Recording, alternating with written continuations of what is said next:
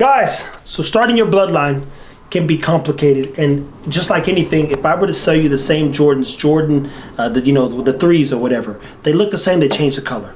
My job long term is to create not just consistency, but know what it is my dogs are going to throw. We call it yield at times, every time you add something to them. What I'm saying is this: Maya's about 18 inches. Neither one of her parents are 18 inches. Neither one of her parents are XL bullies. Neither one of her parents got that dog in them. Their pockets, and I think one's maybe a standard, but their pocket standard with an exotic influence on them, to be clear. So then you say, well, what did Ego do for the pups? Maybe they're getting that big because of him. I just weighed this female. Did I weigh already on this? I weighed the female, and she's about 5 pounds. And she's 5 pounds and almost 10 ounces almost, which is dang near bigger than any of Zara's pups. And Zara has XL genetics with the standard influence on top of going to an XL that's 21 inches tall. Isn't that interesting? So how are these dogs 3 days behind keeping up with those dogs? I don't want to answer that question and say just because happenstance, but over the next 3 years, not only will we be watching the dogs grow, so we got 2 years to watch a female grow.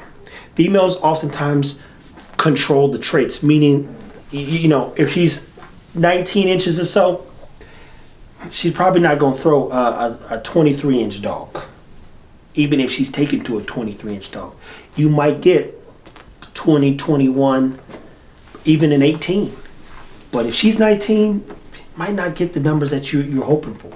So then you turn around and you say, well, how do I get to consistency? For one, you want to double down. It'll take 3 to 5 years to get a dog where you can say, okay, this is what she's going to be able to do, consistency-wise.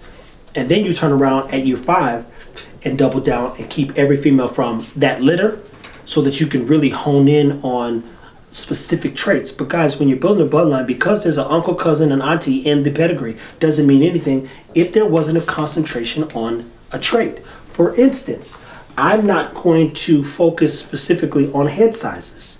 I like a 3-finger snoot. I love a good eye set in relation to where the nose is at. But even more importantly, I love tight feet. I love good feet. And I'll be doubling up on that trait next year. We'll start our process to building our line out that has good feet. So that means if every time I come in with this particular dog I'm building a line off of, guess what'll happen? I'll have good feet. I'll be able to come in and correct feet if there is a foot problem. If I say, hey, I want every dog to have wider chest, more density to them, I'll double up on framework. Make sure the femur and ulna is the same, but that means you add things by an inch. So again, let's weigh this dog. So this female here, born 3 days after Zara's pups, is 5 pounds and about, Lord have mercy, that says 11.5. That's a lot. Now I'm gonna grab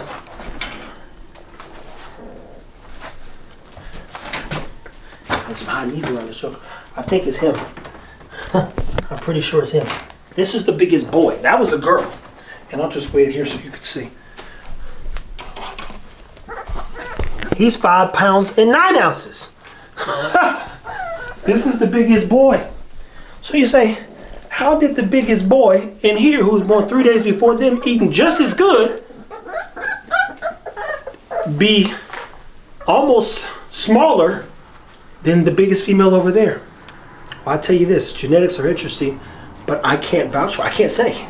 I literally can't say. We can guess, little theory, but I love consistency. So what you'll watch us do, and to some degree not watch us do, because some of the stuff is going to be in our hidden files, which we will release one day, is work through our kinks, create consistency, so when we say you're getting a fit bully, you'll be getting a fit bully. You know exactly what it looks like, exactly what it can do, and exactly how to manage its quality of life. For now, stay tuned, take care of your dogs, learn to read pedigrees, learn from every breeding. People keep asking me, what book should I get? What book should I get? What do I do?